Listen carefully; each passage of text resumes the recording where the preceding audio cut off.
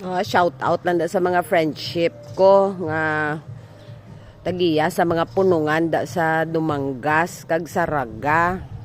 Basi gusto nyo ko baligyaan da sang inyo nga mga binhi, sang inyo nga mga pantat. Kay ho, ang tubang balay namon ready na niya para buyan sang pantat ho. Te sa banta nyo mga pila ka libo ni mabutang namon di. Kaya wala naman ginasapakaning dala namon. Siguro mas may pahimuong kung lang nga punungan ay kwartahan pa namon di sa subdivision. Tanaw nyo be. Daw gabula-bula na daw may ara na kami isda di haw. Te ano bisin nyo?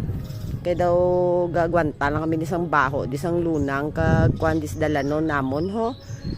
Di ba si gusto nyo? Ambalin nyo lang ko, message nyo lang ko kung may mga pantat kamuda kag mga tilapia.